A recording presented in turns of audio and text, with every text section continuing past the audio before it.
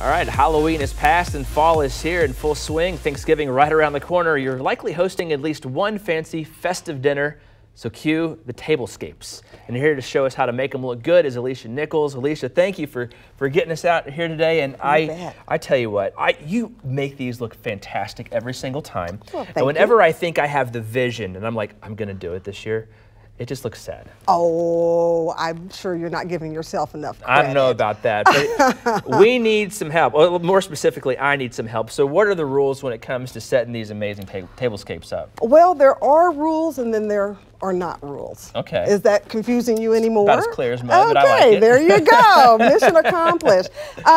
When it comes to dressing your table, think about how you dress yourself or how you dress your kids. Okay. You have rules, but you don't want to, especially kids, you don't want to sock them into just one little corner. You want to let them kind of choose and decide too. Right. So in a way you can do that same thing with your dinner table? Right. Okay. And to get a little wild with it sometimes. There are times when you have to pare it down a little bit. I'm more of a conservative dresser. I tend to be a little bit bland almost. I go with neutral colors and everything is just kind of bleh. Well, I see. I mean, that's one of the things I did notice. You have the brown and the tan on. That's kind of what you show here in some of your tablescapes up here, right? But then I dress this up, not like myself. I dress this up with a lot of color and a lot of pattern and a lot of fun form and texture. How do you determine what looks good together? I mean, especially with some of these patterns, like these plates. Number one, I don't have anything that looks like this. I wish I did, but I don't. So, but you know, pairing this with the, I don't know, what do you call that? I'm sorry. Well, this is just a little like wreath. A little wreath or something around there. How do you decide how do you pair it with? You can't laugh at me, Chance. I'm trying my best over here. I don't know what these patterns are. That's why we're asking her.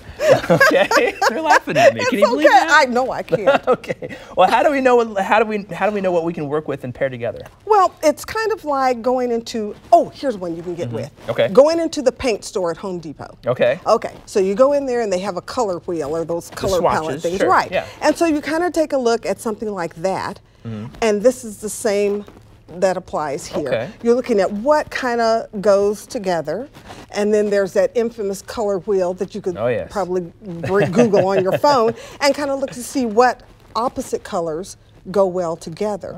So far as pattern is concerned, you really have to be a little more discerning where that's concerned. Here, I took something that is just real pretty and fall-like and mixed it with something that's very plain.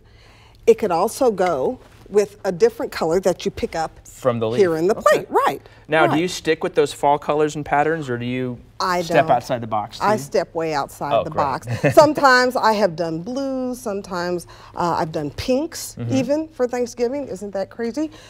Here we have an example where it's a black and white buffalo check, along with this really cool traditional pattern. Oh, that looks really neat. But look, when you put a little color with it, that is a traditional fall color. Sure. That kind of brings it into, you know, into your. And this is called buffalo check? Buffalo check. Oh, well, there you go. Yeah, Thank you so much for the tips today. I appreciate it. My Thanksgiving is going to look way more festive because I'm going to try these out this year. All right. Thank you so much. All right. Way to go. Belinda.